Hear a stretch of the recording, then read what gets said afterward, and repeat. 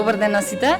Сакам да ви се заблагодарам за вашето присуство тука денеска. На овој настан кој на некој начин станува традиција за фестивалот Bookster, односно традиционално имаме читање на авторите кои таа фестивалска година се наши гости, без разлика дали доаѓаат од нашата земја или од странство. Оваа година секако под мотото на фестивалот за писателските работи, така го нарековме и ова читање.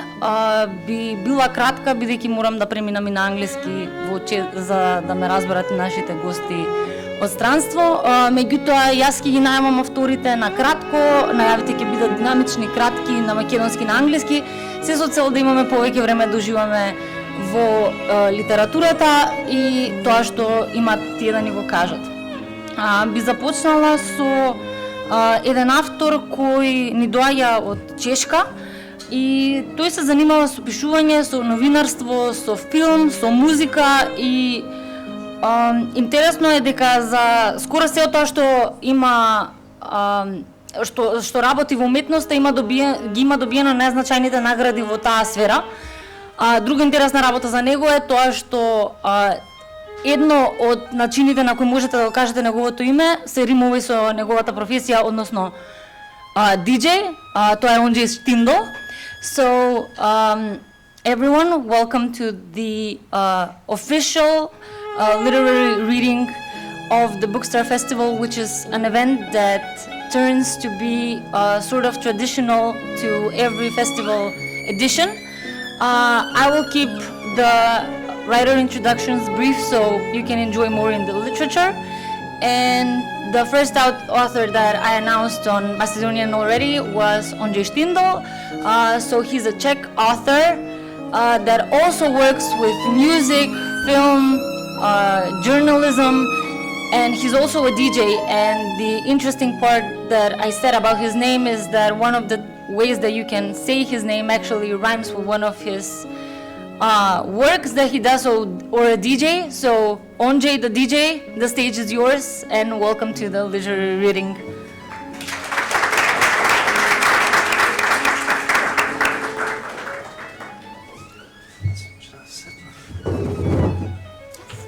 Thank you. Okay.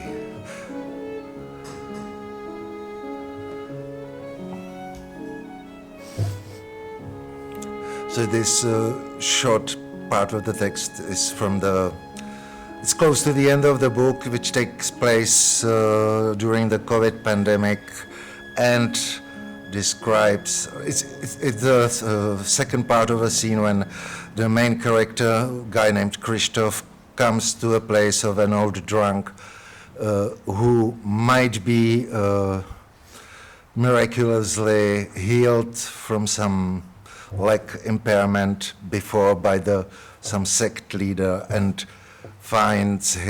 Christoph finds this guy dying of COVID alone in his flat. V Krištofovi se to konečně zlomilo a pochopil, že už utíkat nebude, už to stačilo. Protože jestli mu osud chce něco poslat do cesty, prostě to udělá. A je dětinský se tomu snažit vyhnout. Boží ruka chňapne a stiskne, když se jí bude chtít, tomu se neubráníš. Tolik se toho muselo stát. Kamil musel přijít o rodiče, Ivana umřít, v Číně se musel objevit virus a Magda musela uvařit moravský vrabce. A kvůli tomu všemu teď si tady, tak už neutíkej. Ani to neskoušej, vzdej to, chceš to. Krištof vytáhl mobil a zavolal záchrannou službu. Přijedou za pár minut. Rozhlédl se po garsonce, vedle dřezů gumové rukavice. Natáhl si je, šlo to stuha, bratr Filipec má drobné dlaně.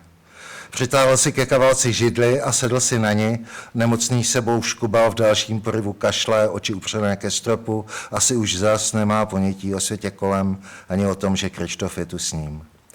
Stejně vzal jeho ruku do své, přes rukavice ji necítil, v místnosti pořád řvalo rádio. Hrálo pro bratra Filipce, udržovalo rytmus jeho znaveného srdce.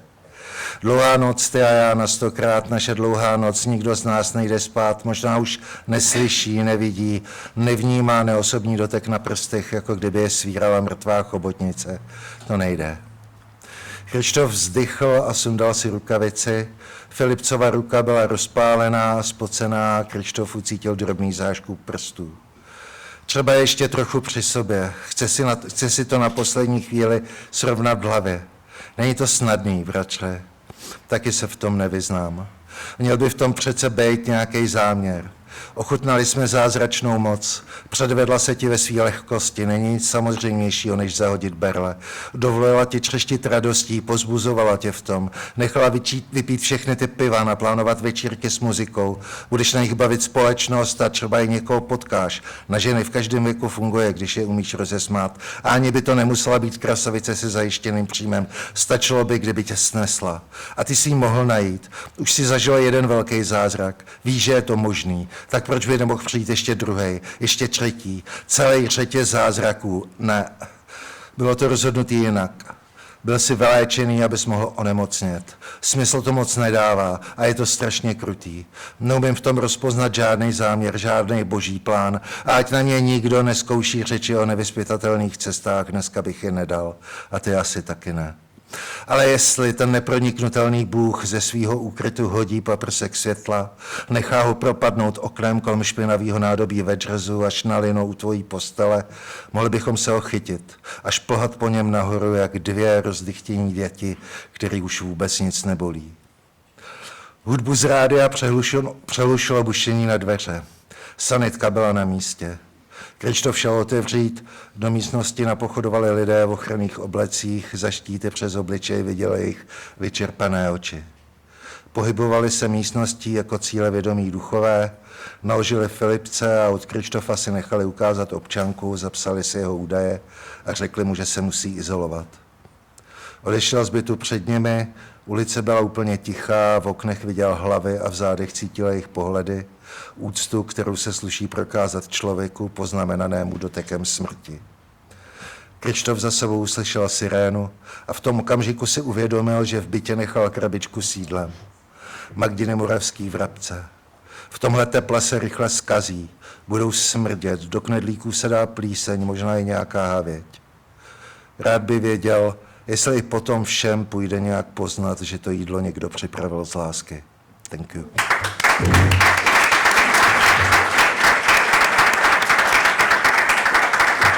Thank you, Ondřej. Следен го имаме Иван Антоновски, македонски раскажувач, есеист, книжевен истражувач, преведувач. Неговото творештво се состои од неколку поетски книги, книжевни студии и секако книги за деца, меѓу кои спаѓа и книгата Бакнежи на небото. Ivan Antonovski will join me now. He is a Macedonian writer, a literary researcher, and a translator. His works include several literary studies, poetry books, essays, and also books about children's literature, which among which is the book he will read today, Kisses in the Sky. Welcome. Добре дојдовте.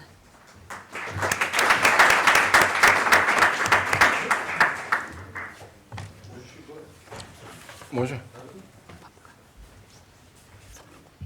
Фрагмент од книгата Бакнежи на небото.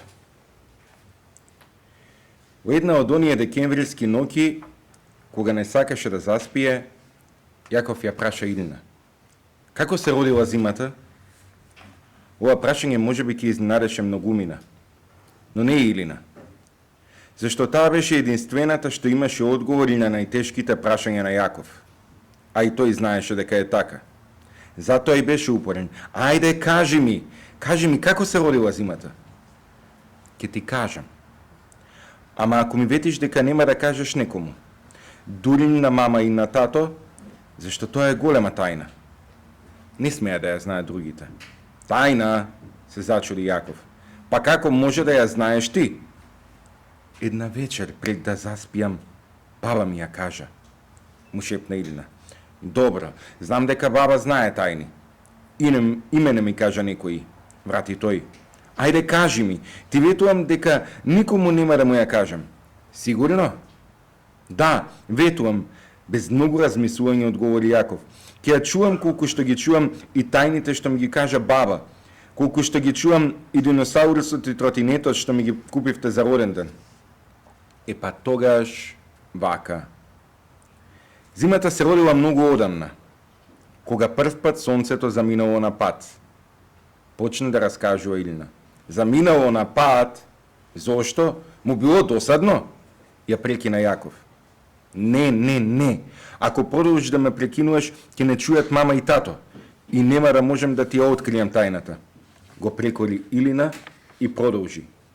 Сонцето не заминува на пат затоа што му е здодевно, туку за да ги изгрее и децата што живеат многу далеку од нас, на другата страна од земјата.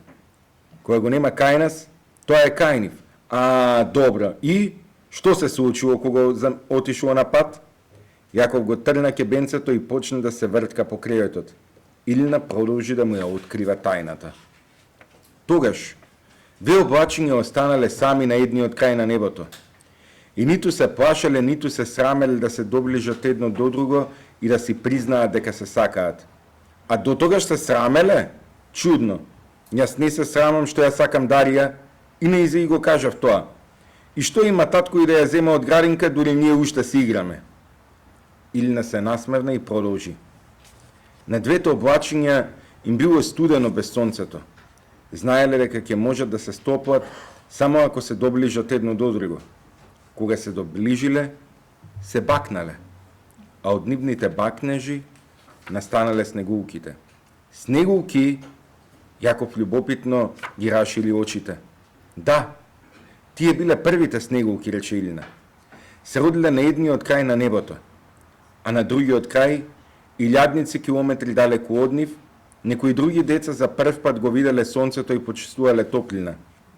Јаков пак се замота во кебенцето и прошепоти, како што мене ми е топличко сега. А Илина продолжи да раскажува како да не го слушнала.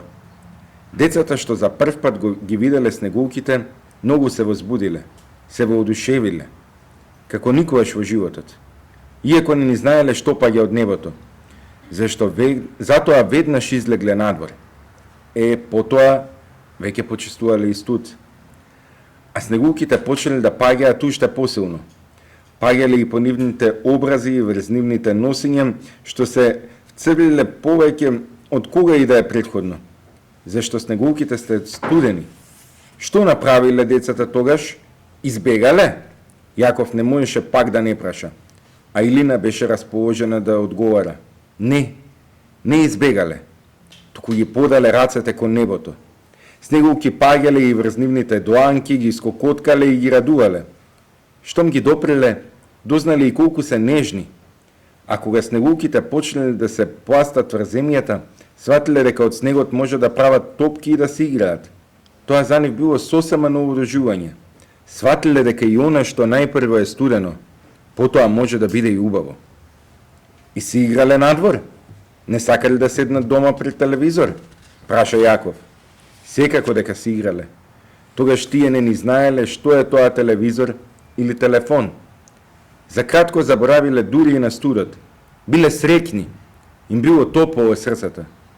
Колку убаво. Никогаш немаше да го дознаам ова. Да не беше ти, Илина, никогаш немаше да знам дека и снегулките се направени од љубов. Искрено рече Јаков. Илина се насмевна и му шепна. Се убаво што постои на светов, создадено е од љубов, да знаеш.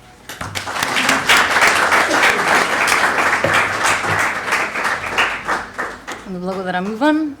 Првата жена која ќе се приклучи на ова литературно читање е Дијана Петрова, македонска авторка и професорка. Има напишано 3 објавени книги за сега и бројни есеи и раскази за кои ги има добиено најзначајните награди. Now to the stage will join me Diana Petrova, the first lady that will start with the literary reading today.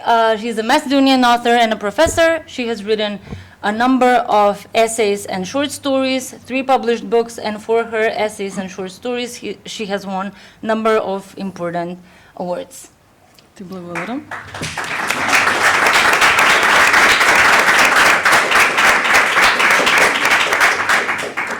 Ви благодарам на сите и мислам дека овој настан, кој што, како што го најавија, веќе прераснува во традиција, всушност е голем предизвик и за самиот автор, кој што ќе треба да одбере само едно кратко делче од својата книга, кое што ние го нарекуваме омилено Верувам дека тоа ќе му биде тешко на секој автор, меѓутоа тоа што е уште потешко е дека преку тоа делче ќе треба да се даде некаков опис на книгата. Јас се одлучив за едно писмо, бидејќи мојот последен роман е составен од многу писма, и се одлучив за писмо токму поради тоа што многу голем дел од читателите кои што откако ја прочитаа книгата ме прашуваат дали писмата се вистински или се фикција, бидејќи станува збор за една многу важна, значајна македонска историска личност. Тоа е Димитра Миладинова, која што за жал морам да ја објаснам како жена на Димитар Миладинов. Така што тоа што во прилог што ќе го прочитам ќе биде писмо меѓу неа и незините ученички. Светлино што ги осветлуваше најтемните мисли. Кога човек почнува да учи, да знае, веројатноста дека некогаш ќе сгреши е поголема од човекот кој животот го живее во незнаење. Гордоста што си ја почувствувала ти, до мене стигна поголема од најголемата река кога ќе најдојде. Стравот е очекувано чувство кога тоа што го правиш вродува плод.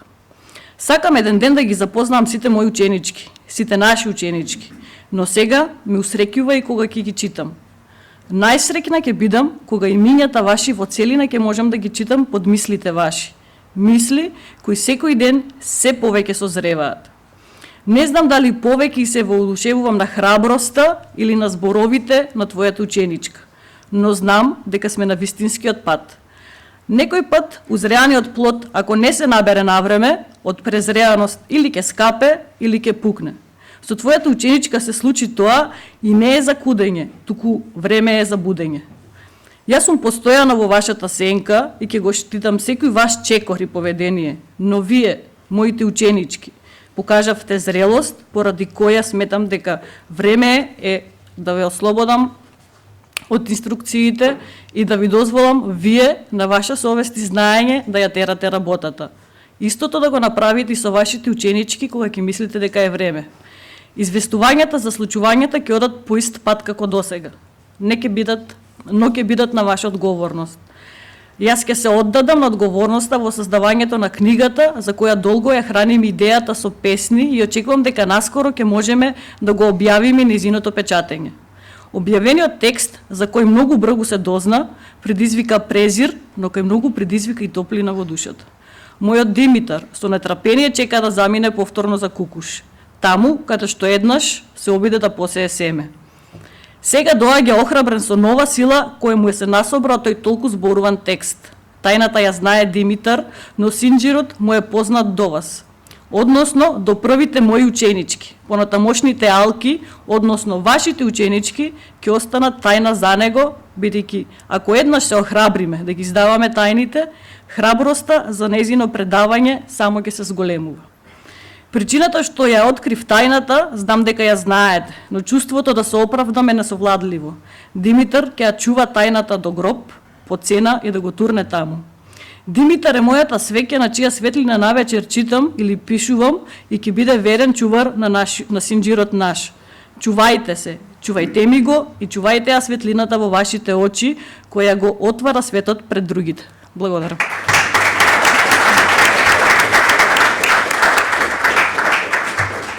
Благодарам, Диана. Следен ни е Майнхард Раунхенштайнер. I hope I didn't mispronounce that. Австријски автор кој се занимава и со филм. Тој покрај своите дејности во литературата и општо во австриската култура работи за председателскиот кабинет, каде што е председател на одделот за култура, наука и литература. Meinhard Rauchensteiner, Austrian author that also works in film, and across his literary, film, and other creative works, he also works for the Austrian president, where he works as the chair of the Department of Culture, Research, and Literature. So, welcome to the stage. Thank you.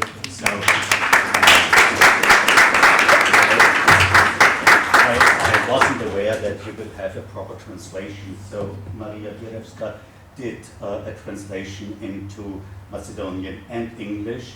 We don't have enough copies, but who is interested can also raise his hands.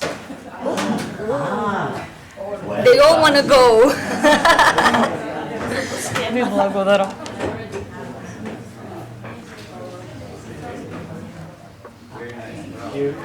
For you.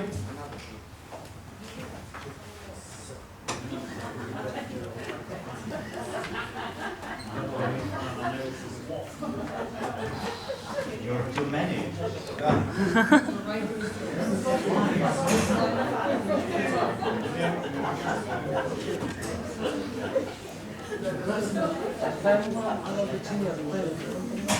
Okay.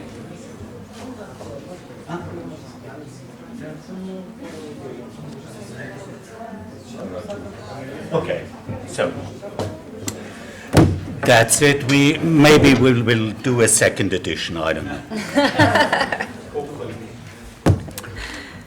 Yes. So this small text is a result of visiting Skopje now for, I think, more than 20 years, discovering a very beautiful and modern country until 2014. Okay. Yeah, so forget it. Yeah, and so the text is about that more or less nothing happens. You drink coffee, you watch the birds, you are a dog. So, nothing special. And Skopje Mon Amour, I don't know, many of you will know this, refers to a book and a film from the French author Marguerite Duras, Hiroshima Mon Amour. And so when I do a parallel between Hiroshima and Skopje, you know, it's a compliment. Yeah. Zwischen Wodno und Warda zogen die Elstern ihre Kreise. Sie pausierten auf verlassenen Terrassen und pickten nach dem ein oder anderen Stück Blech. In den Wintergärten der Tavernen zwischen Wodno und Warda, unweit der Dimitrija Chupowski. Yeah, so you see, I'm more lousy than you. Verirrten sich die Spatzen, flatterten von Traverse zu Traverse, bis nach dem Aprilregen, der fast lachend plötzlich über die Stadt gekommen war, die Glasfassaden wieder aufgezerrt wurden und den Weg ins Freie wiesen. Zwei Raben indessen taten ganz Unterschiedliches. Der eine warf seine Walnuss immer wieder auf die Fahrbahn der Kyrill und Method gewidmeten Straße, nahm sie vor den nahenden Autos unter Gefahr seines Lebens immer wieder auf und versuchte sein Glück aufs Neue, dass die Schale endlich die Frucht freigeben möge. Dies tat der Rabe um 5:17 Uhr und es war nachmittags zwischen Wodno und Warda. Der andere staunte eine fette Made vor sich an, dick wie ein Daumen, die sich zu Recht unbehaglich fühlte und sich krümmend noch Leben in hoffnungsloser Flucht suchte. Und beinahe unbeteiligt schlug der Schnabel des Raben in den sich windenden Leib des Wurms, dessen Saft in derselben Sekunde den Vogel bespritzte, milchig sein Gefieder hell und dunkel werden ließ, worauf der zerhackte Körper nach einigen Spielereien im Schnabel des Rabentieres verschwand. Während all dies zwischen Wodno und Warda sich ereignete, hüpften Spatzen im alten Bazar von Tisch zu Tisch und naschten vom Kebab und Tafce Grafce im Tourist Restaurant und zwitscherten und fetteten sich auf. Zwischen Wodno und Warda schießt Vasil Tschekalarov die Autofahrer tot. Auf seinem Gaul hängend beugt er sich von der Mitte her in den Kreisverkehr und richtet mit der bronzenen Hand seinen bronzenen Revolver auf die Vorbeifahrenden. Er hält all die BMW, die Audis, Mercedes und Volkswagen für Osmanen und Griechen für Usurpatoren, die sie ja auch sind. Nur nun aus dem Norden und die grasbewachsene Verkehrsinsel ist Vasil sein Ilinden.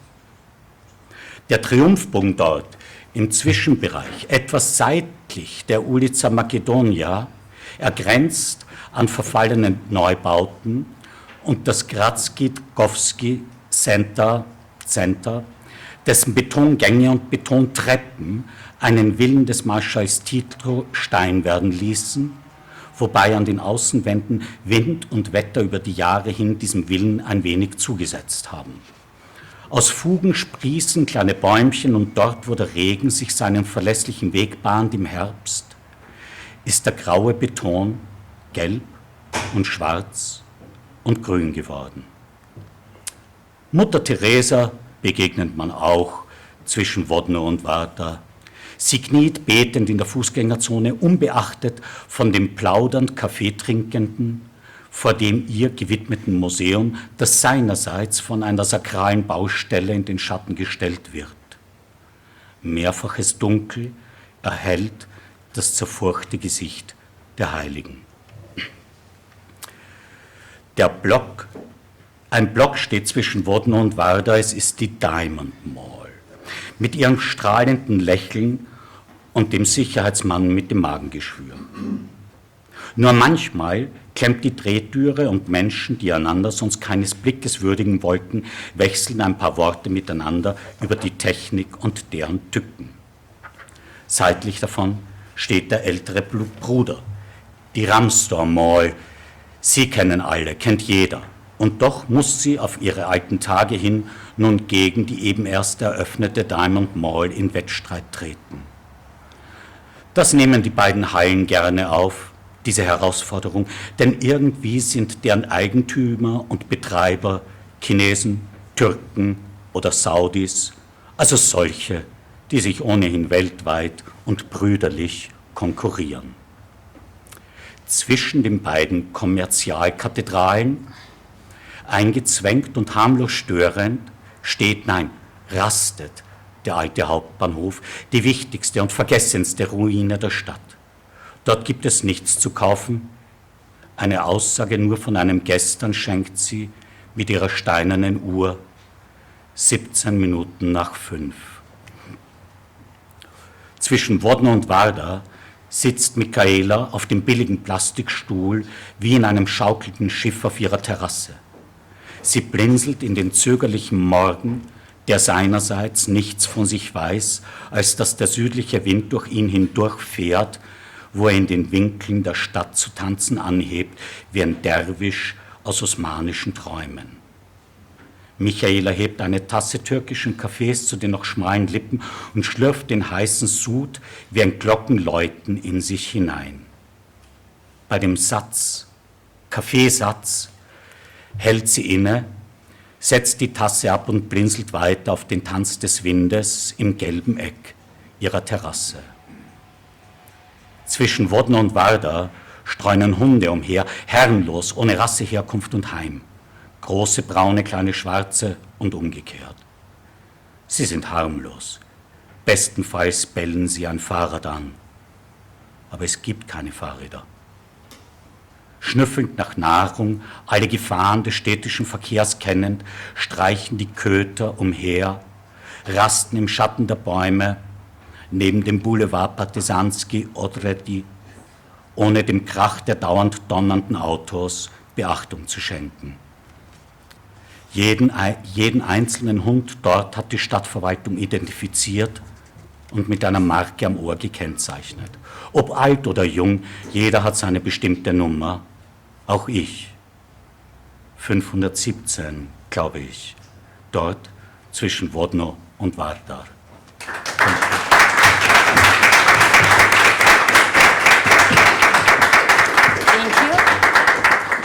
Следен го имаме Михајло Свидерски, македонски прозаист и поет, автор на неколку поетски книги и романи кои се наградувани со бројни македонски награди, се од новите Дорациново признание. Михајло Свидерски е Macedonian author and a poet. He has several poetry books and a number of novels in Macedonian that are awarded with all of the important Macedonian literary awards from новите to Racines recognition. Повелете. Добар ден.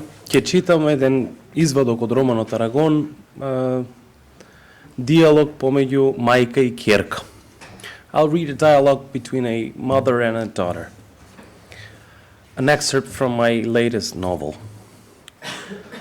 На истата улица живееше и Адара Бенатар, 35 годишна жена со рапав глас од пушење цигари и понекоја чашка алкохол, но со задржана убавина која не веруваше во љубов и страшно ги презираше мажите. Љубов? Каква љубов? Од кого? Од маж? Па тие не вредат николку едно догорче од цигара, ќе речеше. Ќе го дувнеше чадот од устата, ќе го фрлеше до горчето и стапнувајќи го со ногата ќе го згмечеше на земјата со вртење на стапалото прво лево, па десно. А така велеше за да си ја намали болката што и тежеше на срцето, или можеби така велеше за и самата да поверува во тоа што го зборува. Понекогаш се лажеме и самите себе, дури и веруваме во собствените лаги. Адара Бенатар со години беше влюбена во Јешуа Соломон и иако видела многу мажи и многумина ја бараа нејзината љубов, велики дека е крепка лавица, дека за миг ги освојува срцата и секое љубење со неа е како одново да се почнува животот. Таа мечтаеше за Јешуа, му пишуваше писма на кои мастилото се разлеваше од солзите што капеа на хартијата и преку децата од малото му ги праќаше дома, а тој, без да ги отвори, ги фрлаше во кантата за отпадоци. Никогаш нема да престанам да му пишувам писма и да му кажувам колку го љубам, велеше, иако ми го распрши срцето на половина и не остана ден, а да не помислам на него и да не се расплачам поради тие помисли. Јас се уште лудо го љубам, како првиот ден кога легнав со него и кога му ја помирисав кожата, и опиена од тој мирис му легнав на градите и му го слушав чукањето на срцето. Од тој ден ми ги зароби и мислите и свеста. По долги години Адара Бенатар, која никогаш не се омажи, остана во куќата на својата мајка, препуштајки се на судбината да остане сама и од несреќната љубов да создава спомени, кој секоја вечер пред легнување ги оживува, раскажувајќи ги на мајка си додека се обидува да заспие. Но долги години и сонот на мајка и Ребека Сереро не доаѓаше лесно. Ја болеа коските кога се менуваше времето, меѓутоа најголемите грижи беа околу доаѓањето на староста и таа работа ја преплашуваше до задушување. Неколку пати во денот, кога не плаче покрај прозорецот, чекајќи да помине Јешуа, Адара влегува во собата на мајка и ја исправа од креветот, за да го види светот преку прозорецот. Светот што толку го љубеше, сега го гледа преку решетките како затвореник, а надворе толку живо, разиграно, поминуваат луѓе насмеани и брзаат да го фатат денот, за зборување преминуваат улицата и се спуштаат кон корзото на прошетка. По кратко време Адара повторно ќе влези и ќе легне на креветот. Каков е овој одвратен живот, Адара, зошто толку се измачувам? Прашуваше, а од Адара не добиваше никакви одговори, затоа што таа ниту слушаше, туку веднаш се враќаше во својата соба за да му напише ново писмо на Јешуа Соломон. Твојата љубов кон тој Јешуа е болна, и рече еднаш Ребека Сереро на Адара додека ја бањаше. Ја фати за рака цврсто и ја стегна. Не вреди, мила. И јас вако умирав по Јаков, ама тој не се реши да го напушти семејството заради мене и остана со таа никаква Рашел. Се можам да направам, ми рече еднаш, ама кога ќе дојдам дома и кога ќе ме погледне ќерка ми Џулија во очи, ми се пара срцето, ми се затвараат очите, светот ми се урива надглава во мигот кога ќе помислам дека треба да ја напуштам собствената ќерка. Не можам да го сторам тоа, немам таква сила, ниту таква храброст. Јас само молчев, со години молчев и страдав, и на крај Рашел ја доби битката. Мудро, трпеливо чекаше, а во своите раце го имаше најсилното оружје, смртоносно за секој татко, ќерката. 20 години помина со тој човек и се предадов. А толку многу се сакавме, Боже, колку само се сакавме. Плачев по него и тој плачеше по мене со години, но вистинските љубови најчесто се трагични. Адара Бенатар само слушаше, не рече ниту збор. Така е, рече Ребека Сереро, но оние што многу се сакаат, судбината им дава малку време. Благодарам. Thank you very much.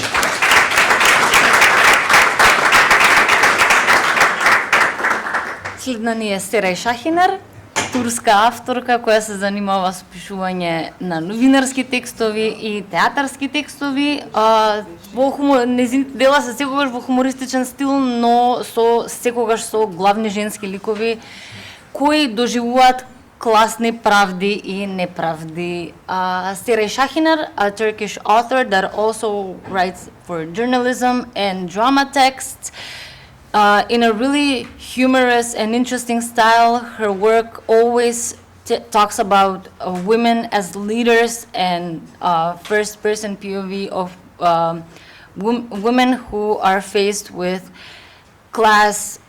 usually class injustices. Thank you. Injustices and justices. Seray, welcome to the stage.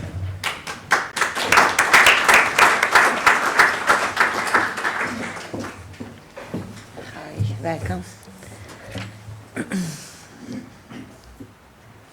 Ülker'le hastanenin bahçesindeki masalardan birine geçtik. Çay içer misin dedi. Olur dedim. Kalktı, başımda bekliyor. Anladım. Cebimden çıkarıp 2 lira verdim. Az sonra çaylarla geldi, karşıma oturdu.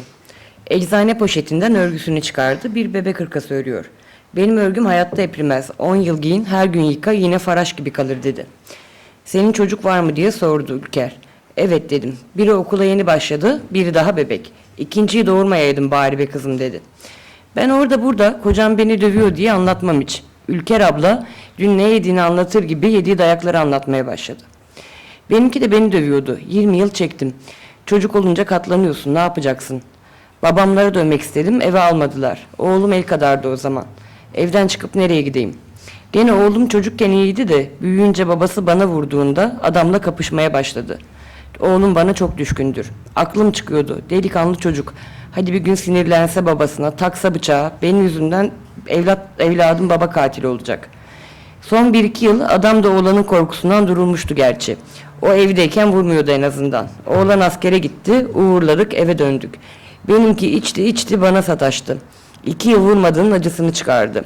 O gece baktım eve. Beni orada tutacak bir evlat yok. 20 yıldır ilk defa. Çektim kapıyı, çıktım. Sokağa adım attım. Oh dedim, özgürüm. Eteğimden çeken çocuk olmadıktan kelli nereye istersem giderim. Nereye gitmek isteyeyim? Cebimde kuruş yok. Komşular eve almaz. Annem babam zaten ölmüş ki yaşasalar da almazlardı zaten. Ben o zamana kadar evden çıkıp ya bakkala çakkala gitmişim ya da adam döverse hastaneye, acillere. O saniye bende jeton düştü. Bir kere de adam beni hastanelik etmeden kendi ayağımla gideyim dedim. Şu geceyi acil servisin bekleme salonunda kazasız belasız atlatayım, sabah ola hayrola. Benim de aklıma gelmişti dedim. Bir gece evden kaçmıştım. İlk geceyi hastanede acilde geçiririm diye düşünmüştüm ama kısmet olmadı. Acil kolay mı kızım dedi Ülker abla. 2 gün kuru sandalyede otur götüm kurdu. Acıktım da. Vallahi hastalara takılan serumlara bakınca ağzım sulanıyordu. Düşün artık ne hale geldim. Ülker abla çayından bir yudum aldı. Sana bir şey söyleyeyim mi dedi. İnsanoğlu acıkmasa biz hala taş devrindeydik. Bütün buluşlar niye olmuş? Hep açlıktan. İnsanoğlu acıkmış da ekmek pişirmiş, peynir mayalamış. Tokluk rehavet yapar. Tok insan düşünür mü? Bu toprakta sarı sarı bir şey bitiyor, tane tane. Dur ben bunu biçeyim. Sapıyla samanını ayırayım. Tanesini ezip öğüteyim, un yapayım. Un, kuru bir şey. Dur ben buna su katayım, mayayı da icat edip mayalayayım, hamur olsun.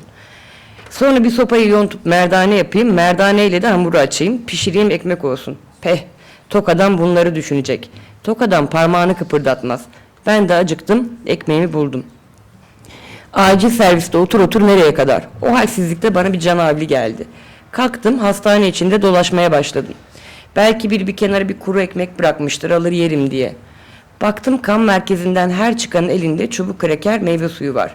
Kan verince tansiyonun düşüyor ya, o sebepten kan bağışında bulunanlara yiyecek bir şeyler veriyorlarmış ki tansiyonları dengelensin. Bedava. Dedim hem sevaba girerim hem karnım doyar. Kan merkezine girdim. Kan verirken uzandığım seydi bir rahat geldi ki kaç gündür sandalye tepelerinde mahvolmuşum. Tam uyuyacaktım, kan poşeti doldu. Çubuk kreker ve meyve suyu da verdiler tabii. Ben yüzsüzlüğü ele alıp birer tane daha istedim.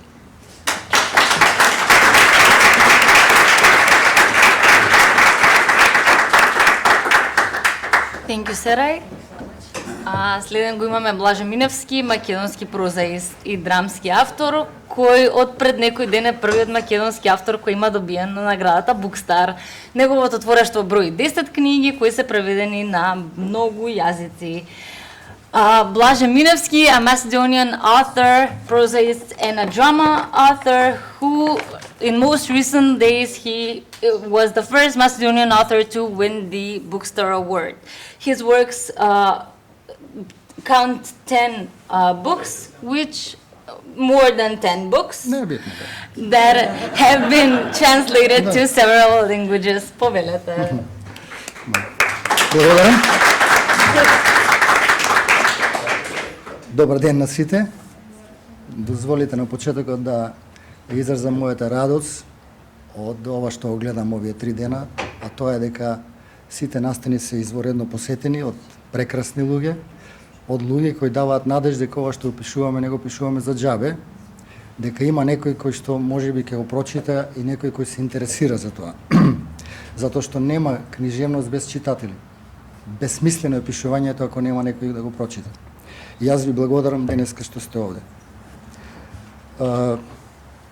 Јас исто така сакам да ја признам и да ви се извинам дека и да кажам дека прв пат читам јавно проза моја.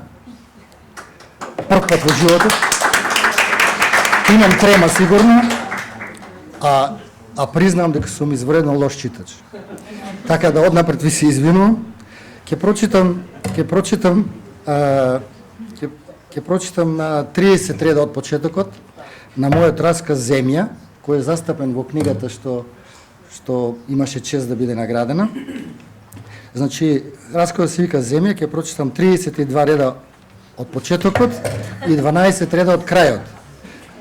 И се извинувам, не знам што ќе биде прикажено на англиски позади мене, но македонските разбирачи на јазикот ќе го слушнат тоа што јас ќе го прочитам. Земја.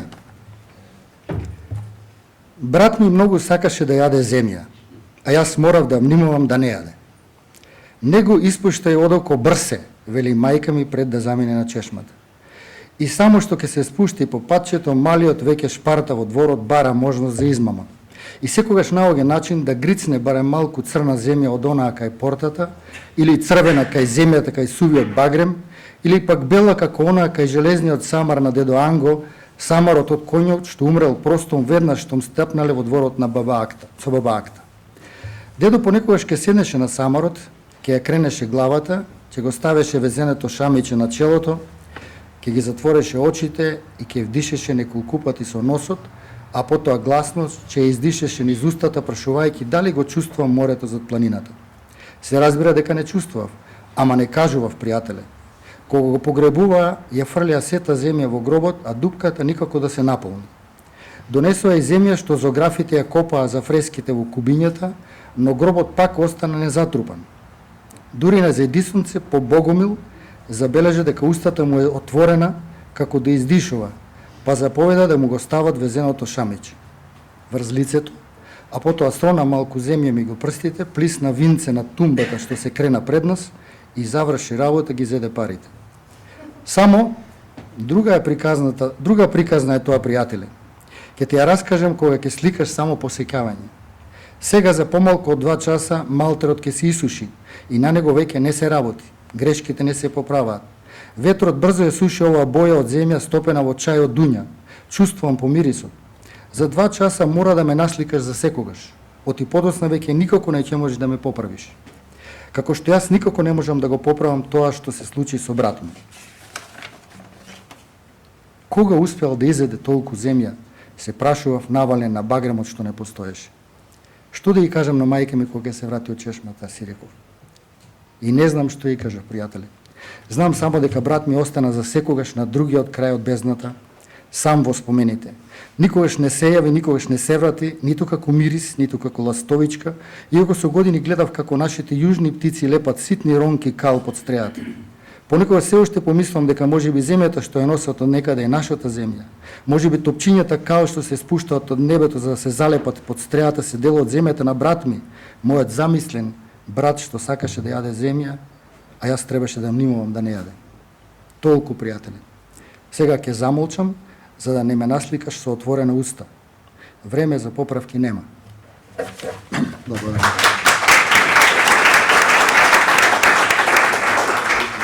Благодарам, Блаже. А следна е Шоле Разезаде.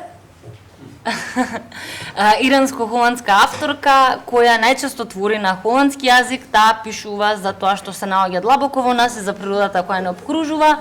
Има досега објавено 2 романа и една збирка поезија. Шоле Разезаде, an Iranian Dutch author that usually writes in Dutch language, so not in her mother tongue. She writes mostly about the feelings deep within us and the nature that is around us. So far, she has published 2 novels and 1 poetry book. Shole, please welcome me to the stage.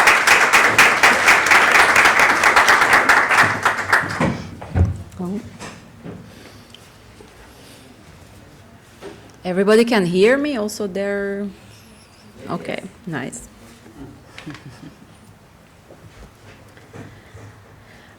So in this book, I have used 2 perspectives. One perspective is a river in Amsterdam, Amstel River, and another perspective is a woman who is living. One perspective is a river in Iran, Aras, and the other one is a woman who is living close to the river in Amsterdam, Amstel. So I will read from both perspectives. And sorry for people that they don't speak Dutch and they don't speak Macedonian, so I hope you still feel something. Yes. De klinkelende bellen van de geiten en de schapen en mijn brullende water vormen het achtergrondgeluid bij dit verhaal. In elk seizoen bewegen geiten en schapen er hun kop, dus wanneer je dit verhaal leest, houd dan deze geluiden in je gedachten. En ook de koele wind die er altijd ronddwaalt, hij tikt met zijn koude vingertoppen zachtjes op je huid en is altijd aanwezig. Ook in de hete zomers. Van alle vrouwen die elke ochtend in hun kleurige tot hun enkels reikende jurken met vestjes in een donkere kleur, sjaals met bloemenpatroon die hun hoofd en de onderkant van hun mond bedekken, met kleine hoofdbanden die ze in hun nek vastbinden, naar me toe komen met aardewerken kruiken op hun schouders of leren waterzakken in hun handen. En die met mijn heldere water vullen, trekt vooral 1 vrouw mijn aandacht. Een vrouw met ogen die me doen denken aan die van herten die bij mij water komen te drinken, 's ochtends vroeg, als de zon mij nog niet heeft opgewarmd, of 's avonds, wanneer mijn druppels beginnen af te koelen, zet ze voorzichtig haar voet op de rotsen.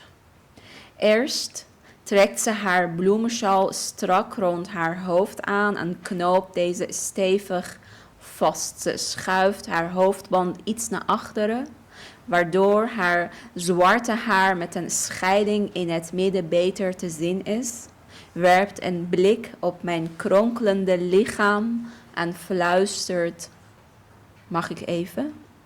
Ze trekt de leren band van de waterzak los. Met 1 hand pakt ze de waterzak die ooit een deel van een levende geit of ram was, en met de andere hand de opening ooit een warme keel, en ze gaat rustig zitten op de gladde rotsen. Als ze geen schoenen aan heeft, kruip ik soms zacht over haar voeten en raak haar tenen aan. Ze drukt de droge, dorstige lippen van de waterzak op mijn vochtige lippen. Het dode lichaam van de geit wordt gevuld met mijn levende druppels. Terwijl ze vooroverbuigt, valt haar gevlochten haar van onder de kleurrijke sjaal op haar kleine borsten. Ik ga een beetje terug om haar dieper te laten bukken, zodat haar van gedroogde kruidnagelbloemen gemaakte ketting nat wordt en een lekkere geur verspreidt en de punten van haar lange haar in mijn water prikken. Ze zet de waterzak opzij, vormt dan haar handen tot een kom en schept ze door mijn koele water. Haar ranke vingers kruipen onder mijn trillende huid en houden dan een paar seconden stil. Ze sluit haar ogen en gooit het water dat ze tussen haar vingers heeft opgevangen een aantal keer in haar gezicht. Ze opent haar ogen en terwijl ze me aankijkt, drinkt ze van het water dat in haar handen op een klein meer lijkt.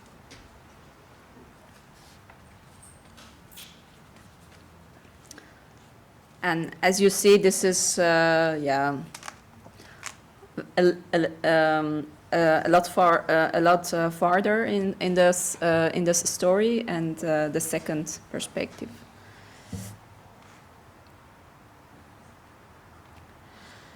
Ik kijk naar de kleine witte en rode lichten van de schepen die de donkere huid van Amstel kleuren en er bij elke deining krossen in maken. De geur van alcohol, slagroom, gekruide olijven, verschillende soorten kaas, brandende kaarsen en rook blijft hangen wanneer de allerlaatste gast is vertrokken. Het kabbelende geluid van meeuwen die als vergeten vliegers door de lucht dwalen en 's nachts minder lachen, rammelende fietskettingen, auto's die over de brugplaten rijden en af en toe het geblaf van een hond die met zijn baasje een nachtwandeling maakt. Al dit reizen, bewegen, vertrekken hier op aarde en in de lucht en daartegenover mijn vermoeide en zware benen. De vochtige lucht heeft zich als een deken strak over mijn huis getrokken en ik staar naar het rustige water van Amstel. Ik ben 40 geworden. Hoe oud ben jij? Wil ik aan haar vragen. Dat de ramen van mijn boot precies tot ooghoogte komen was voor mij het belangrijkste toen ik op zoek was naar een huis. Als ik vanaf de onderste verdieping van mijn boot naar buiten kijk, is het alsof ik tot mijn ogen in het water sta. Elke keer dat een golf het raam raakt, is het alsof Amstel met haar slanke vingers op het glas tikt. Zeg je me nog? Wil ze zeggen. Elke keer als ik naar Amstel kijk, kijkt ze terug. Ze kijkt nooit weg en heeft altijd een zacht glimlach tussen haar koude druppels.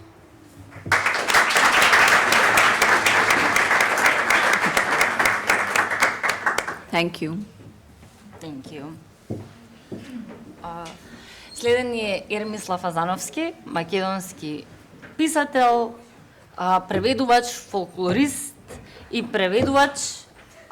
Тој е првиот добитник на наградата за необјавен роман за деца и млади Оливера Николова, која започна да се дават оваа година.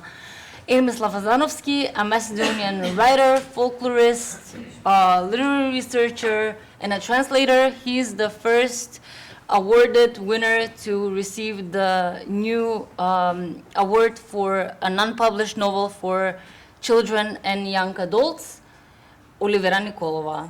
Благодарам.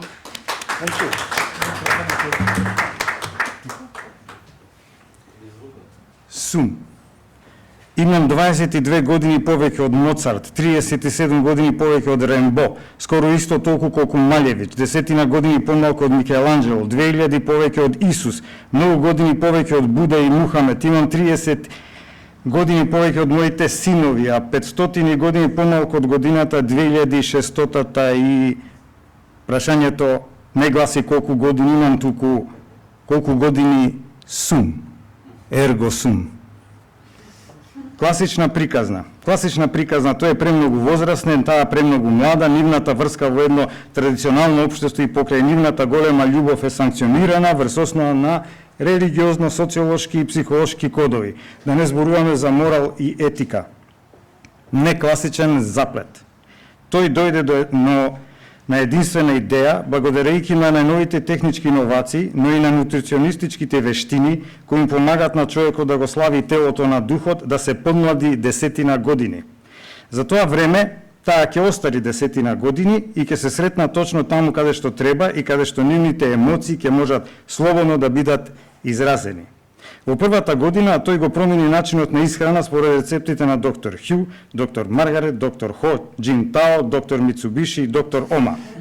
Пиеше само природни сокови, јадеше само природни зарзавати и пиеше само изворска вода. Цигарите и алкохолот ги батали. Наредните години купи неколку прави за вежбање во домашни услови како што се тело регенератор 34, мускул вибратор PT2, кичма и стегнатор со ленти, сало елиминатор и така натаму. Некаде 4-та и 5-та година забележа видливи резултати. Почна да му растат нови катници, вегите и косата му се згуснале, положбата на телото му се исправила. Тоа беше прекрасна новина, но пак го загрижуваа брчките. Наредните неколку години се мачкаше со помади против брчки, помади против старење, масти против помади, помади против масти и така натаму. Кога дојде 10-та година и се погледна во огледало, беше многу задоволен. Успеа да се подмлади 10 години. Се залита и со трчаница отиде кај неа која во меѓувреме остарела 10 години. Класичен расплет. Тие не се препознале. Тој имаше дух на човек од 80 години, а таа младост која никако да помине и така останаа странци за секогаш.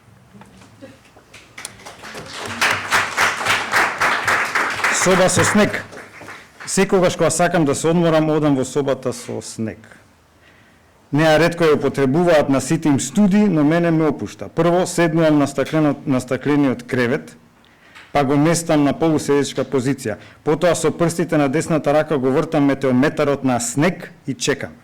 Чекам 10 минути, потоа додека чувствувам како собата полека се лади.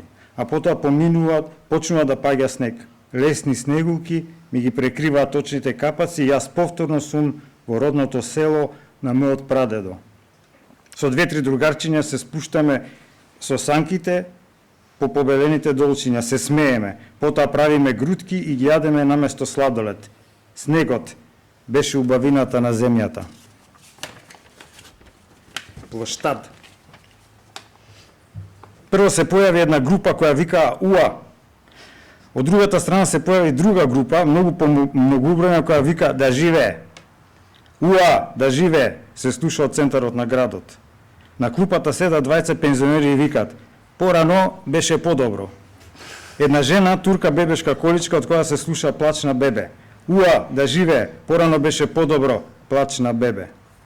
Неколку тинејџери со слушалки на ушите пеат мрачни песни. Мр, мр. Еден различен маж со мала тезга вика: тазе костени. УА, да живее, порано беше подобро, плач на бебе. Мр, мр. Тазе костени. Над плоштадот пролета полициски хеликоптер. Бррр. Групата која вика УА се зголеми и нивниот глас уште повеќе се засили. Незаинтересираните луѓе поминуваа како ништо да не се случува. И тако нивните замислени цели. УА, да живее, плач на бебе, порано беше подобро. Костени, мр, мр, тазе костени. Еден обичен ден во животот на еден плоштад. Джин Џуџе. Дете Джин и дете Џуџе учествуваат во телевизиско шоу. Јас можам да го допрам небото, да прескокнам река, да гледам преку камион, да дувнам посилно од ветер. А јас можам да влезам во джеп, да се капам во лавор, да спијам во фиока, да се сокријам во куфер, да... Одлично, вели водителката, ама има ли нешто што не можете? Не можеме еден без друг, рекоа двајцата во глас. Благодарам.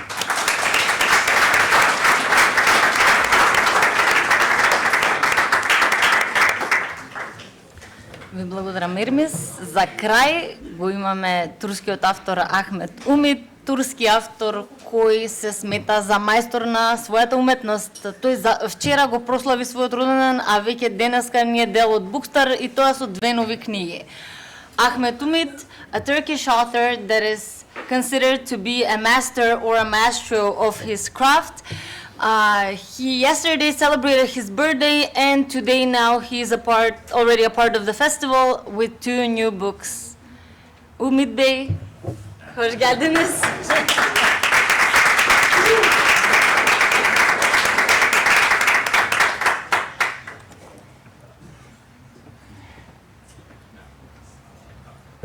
Добрый день.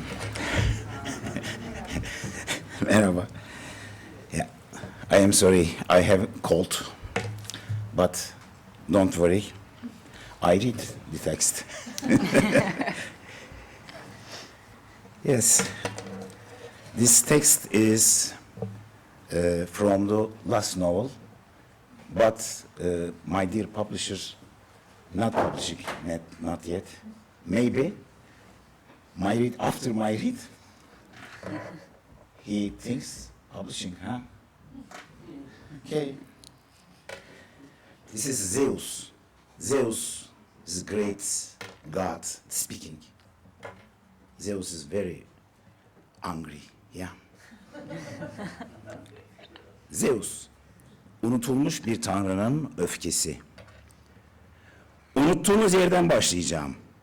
Adımın silindiği son şehirden, son heykelimin parçalandığı son tapınaktan, son kahinimin son kehanetinin son sözünden, sunaktaki son kurbanın tüten son etinden, sevgiyle, saygıyla, korkuyla yalvaran son kulumun son duasında.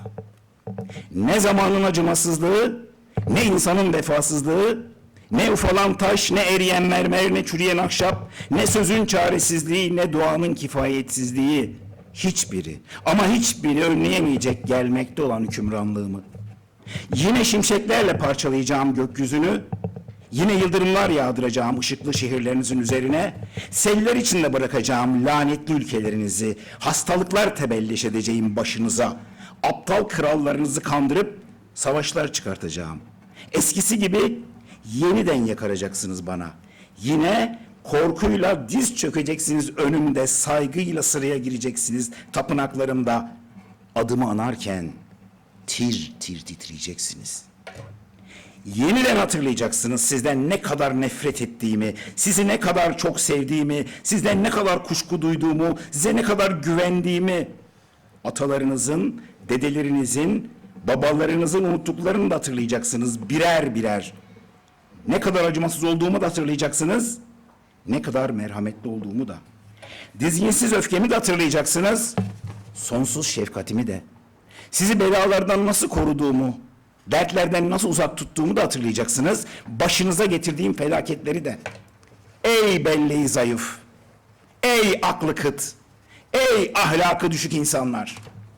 Beni unuttuğunuz günden başlayacağım. Olimpos'taki altın tahtıma yeniden oturacağım ki işlediğiniz bütün günahları görebileyim. Krallığımı yeniden kuracağım ki gökyüzünde ve yeryüzünde yaptığınız yağma sona ersin. Toprağa yeniden bereket getireceğim. Denizi kutsayacak, havayı temizleyeceğim. Eskisinden daha kudretli olacağım, daha zalim, daha acımasız ve tek tek yazacağım. Unuttuğunuz ne varsa bana dair hepsini satır satır, kelime kelime sizin kanınızla. Eğer yazdıklarımı okumazsanız o sözcükleri çelimsiz bedenlerinize ateşle kazıyacağım. Zulüm en bilge öğretmeniniz olacak. Eziyet erdemin kapılarını açacak size. Gazabım hizaya sokacak hakkınızı. Bağışlanmak isteyeceksiniz. Sizi bağışlamam için öncekilerden daha görkemli tapınaklar kuracaksınız. Daha ihtişamlı heykeller yapacaksınız. Devasa sunaklarda kendi etinizi sunacaksınız bana. Fakat asla kolay bağışlanmayacaksınız. Çünkü siz hainsiniz, riyakarsınız, yalancısınız. Kolay olana anında uyar, zor olandan kaçarsınız. Oysa Tanrı'ya zor yollardan ulaşılır. Çünkü Tanrı hakikattir. Asla değişmez, asla inkar edilmez, asla unutulmaz. Ama siz unuttunuz. Sanki Zeus hiç var olmamış gibi, sanki ona hiç tapmamış gibi, sanki ona hiç yalvarmamış gibi, sanki onun için hiç ölmemiş, öldürmemiş gibi. Sandınız ki zaman Zeus'un hükmünü yere düşürür. Sandınız ki dedem Uranos, babam Kranos gibi benim de kudretim sona erer. Sandınız ki yeni tanrılarınız benim yerimi alır. Sandınız ki yeni tanrılarınız benden daha kudretlidir, daha bilgedir, daha acımasız ve daha merhametlidir. Sandınız ki tapınaklarım yıkılırsa ben toprak olurum. Heykellerim parçalanırsa ölümsüz bedenim dağılır. Sandınız ki dualarımı okumazsanız soluğum kesilir. Bana kurbanlar getirmezseniz ruhum beslenemez. Sönen bir yıldız gibi karanlığın derinliklerinde kaybolur. Hiç inkar etmeyin. Böyle olacak sandınız. O yüzden beni kolayca unutmaya kalktınız. krallarınız, kahramanlarınız, soylularınız, köleleriniz, kadınlarınız, yaşlılarınız, çocuklarınız, binlerce yıllık tanrınızı sefil hayatınızdan çıkarmak istediniz. Bir zamanlar uğruna canınızı vermekten çekinmediğiniz Zeus'u hatırlamak istenmeyen lanetli biri gibi kapıları mühürlenmiş yeraltı depolarına, mermer lahitlere kilitlediniz. Aşklarımla dalga geçtiniz. Zaferlerimle eğlendiniz. Mucizelerimi hor gördünüz. Adımı ucuz şakalarınıza katık ettiniz. İsmimi, suretimi, sözümü o zayıf hafızanızdan silmek, o korkak kalbinizden sökmek, o günahkar ruhunuzdan atmak istediniz. Ve o kadar aptalsınız ki bensiz geçirdiğiniz zamana bakıp bunu başardığınızı sandınız. Oysa tanrıların zamanıyla insanınki aynı değildir. Sizin için yıllar süren bir ömür, biz tanrılar için bir nefes alıp vermek kadar kısadır. Ve işte o kısa an bitti. Şimdi yazgınızın en korkunç dönemi başlıyor. İşte bu yüzden unuttuk dediğiniz yerden başlayacağım. Unutmanın bedelini ödeyecek unutanlar, cezaların en şiddetlisiyle ödüllendirilecek saygısızlık yapanlar, kalbi yerinden çıkarılacak beni kalbinden çıkaranların, yüzlerinin derisi yüzülecek benden yüz çevirenlerin, inkarcıların ağızlarının içi toprakla dolacak, tapınaklarıma girmeyenlerin ayakları kesilecek, sunaklarıma armağan getirmeyenlerin kolları koparılacak. Kimse ama hiç kimse kurtulamayacak gazabımdan. Ben, yeryüzünün ve gökyüzünün hakimi, ben, Titanların, devlerin, insanların ve tüm mahlukatın baş tanrısı Zeus. İşte söylüyorum, toprak anamız Gaia, dedem Uranos'a, annem Rhea'ya, babam Kronos'a, Titanlara, tanrılara ve cümle mahlukata ant olsun ki, bana ihanet edenler intikamın en korkuncuyla tanışacak.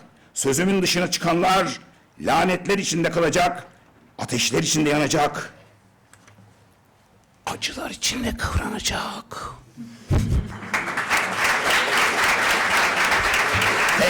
Thank you very much. Thank you very much. Thank you very much.